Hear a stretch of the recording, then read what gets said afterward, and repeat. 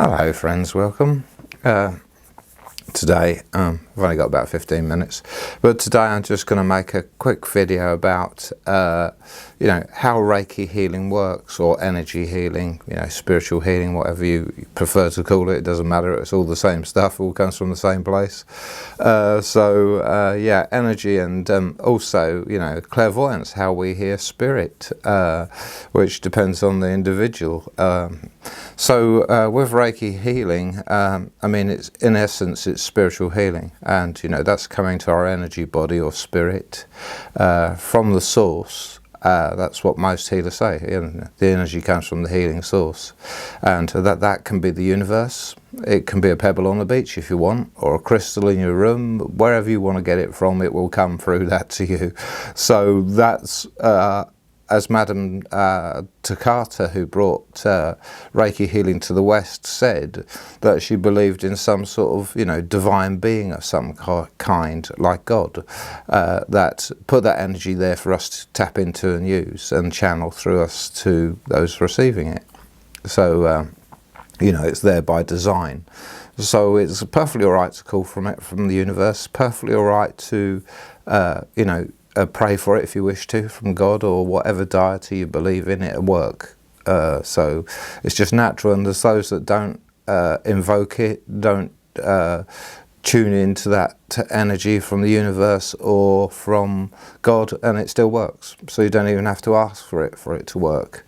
And Reiki masters are attuned to be fully connected to that life force energy in the universe or wherever it comes from, and they don't have to open up and power themselves up to it. They can just lay their hands on, as most healers can anyway, and it just starts to channel through you. You don't have to ask your spirit guide to help you. You don't have to do anything. Just put your hands on somebody and it'll start channeling. Of course, there are correct methods by which to pass it, and it's best to be trained to do that. How to tune into it, not use your own energies, because you can become very depleted if you use your own energies, because it's really just coming from the source through you to the client, and it fills you with that energy, that life force healing energy, and you get a big healing out of it too if you're a good healer. It's quite natural. Now, how it actually works is, it is spiritual in essence. It's vibration, the level at which it vibrates.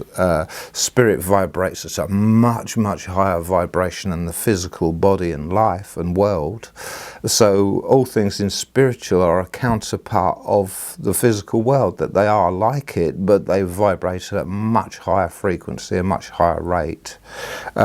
And beyond our tangibility, quite often, as physical beings, we're not aware of a spiritual presence here. We're not aware of the spirit realms, clairvoyance. Many of us have no abilities because we not really open to it, or not really seeking it. And quite often these are latent abilities anyway that you have to develop. So as a healer, you can develop. As a clairvoyant, able to hear spirit or psychism, you develop it. So it's latent. But some are born like it virtually, and many children do find they're very open to seeing spirit orbs fly around, and I see them flying around, spirit orbs, which is a form spirit allowed to remain here in, so that they can remain with their loved ones instead of keep travelling backwards and forwards from the spirit realm, which they can do too. So this energy, I tune into it anyway. I don't just lay my hands on. I always do an opening. I ground myself. I open my chakras. I do a cleansing, part of the Hatsureiho meditation that Dr. Sensei Asui developed. I do part of that, and I call in and invoke that energy from the universe and white light protection for me, and to go around my client and ground them to begin with. And so I always power myself up to it and attune myself to it, because I think that's good practice to do. And I pray to God for it also. So I welcome it from the universe, and I welcome it from God, whichever source it comes from, and both. And I have demonstrated on myself. I laid in on my bed doing a self-healing, and I said to my spirit guide, to God, I just want to receive this energy, not from you, but from the universe. So I just tuned into the universal healing energy only, and channeled that into myself for a self-healing, and it worked perfectly. Then I stopped, powered down, and then again ask that that energy only come from God, only come through and ask my spirit guide Su Ling that it only come from God, not the universe. Healed myself again, exactly the same. So it made no difference. It was exactly the same. So it works from both, or one or the other. And I say to those on YouTube, if you want to receive it from the universe, just do that. Or if you're open to both, do that. Or if you just want it from God, do that. So it comes from the source into the healer, and it's like it fills you up, like a bottle, that energy, that Reiki energy, and then it begins to flow through you to whoever you're healing. And what happens to it then is, as it's coming through you, it's transmuting, it's changing.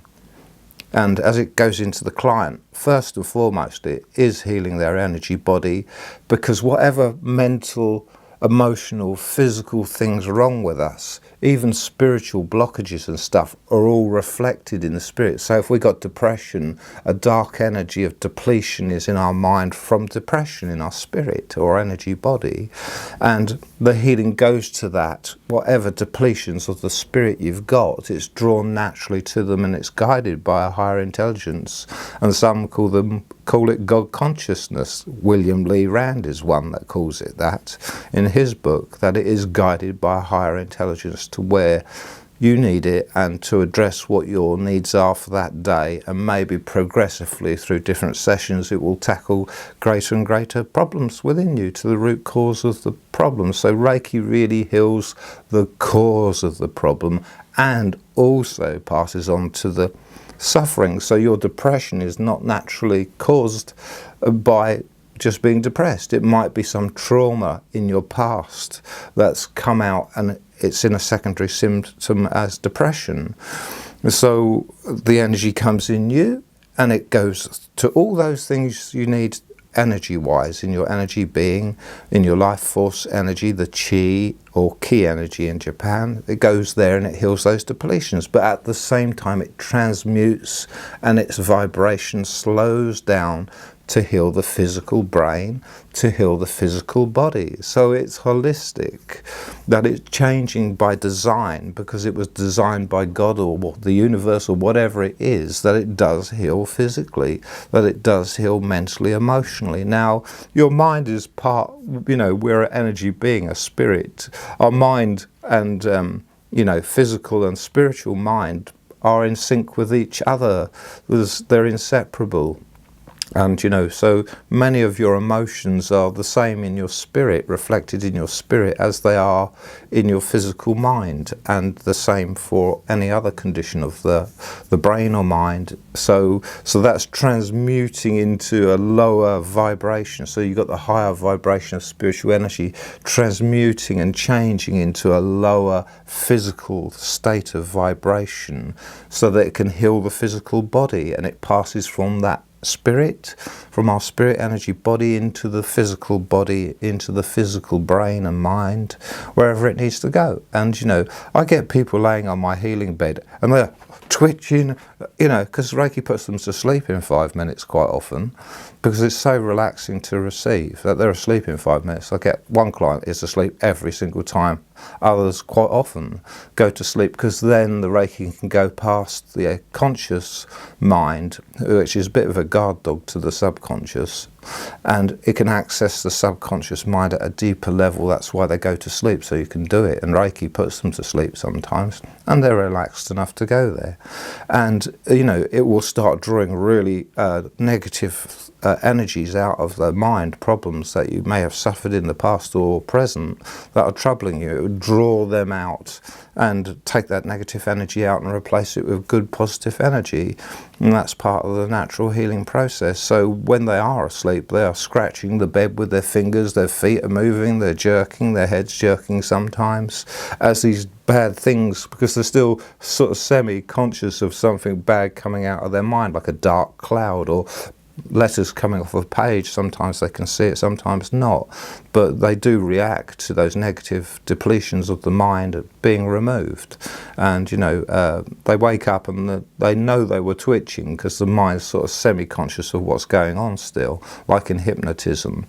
It's semi-conscious of what you're doing still, but they're not aware often of the darknesses, or sometimes very aware that a big lump of dark energies left them, and they walk out of this place and they're smiling because they feel like they've been set free of something that was really traumatized and been embedded so deeply within them for so long.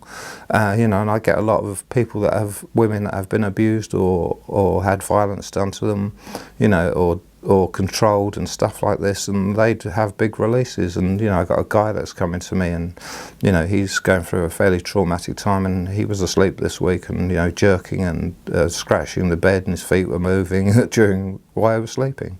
So you're doing them quite a lot of good when that happens, but it's just as good for the physical body, any depletions and pains. But the physical body's degenerating. Say you've got a bad hip that needs replacing, it's not going to cure it, is it? But it's going to take a lot of that suffering and pain away for quite a while, a week or two between healings. So yeah, it does a lot of good. Anyway, clairvoyance, the same thing. It imparts into the mind, into the energy mind, and it percolates into the physical mind. But the more and more developed you become as a clairvoyant or psychic, the more in tune you are with your spirit's abilities to, so you can be channeling a spirit or reading something psychically, and it's just, straight away. It doesn't take so long for you to register what the meaning of that thing is in your mind. And very good clairvoyants can hear spirit voices in their mind, but as many just sort of feel or sense or know. But clairaudience is hearing a spirit voice in your head, and I've heard that. I'm clairvoyant in 4 different ways. So clear feeling, clear sensing, clear knowing, clairaudience. So that's the different ways. Anyway, I'm going to leave it at that because I'm nearly out of time, but I wanted to make this quick video. So it's coming up to the good time of year now, so lots of stress about. So hope you're enjoying the new videos that we're making. And Sarah's channel's great too, and she's regularly uploading there, so check her channel out. And there's the collaboration we made together, which was great. I had a blast making it. It was really great fun making those videos together. And I had somebody say to me on my comments this morning, you're not, because I spoke about how I've suffered and had many mental illnesses in the past, but they've been a teacher, and I overcome them through my own determination to overcome them. But I had somebody say, you don't strike me as the sort of person who would get those sort of things. And I wouldn't normally, but I went through a really bad thing and took on several mental illnesses, and it was a big struggle to get rid of them. So, but I'm laid back and easygoing, and I thought, I can cope with any problem in life. And then all this lot come at me, and it really knocked me for a 6. And for many years, it was 12 years, 13 years nearly, before I started to really be able to heal from it. Anyway, friends, love and light to you. Bless you, Neil.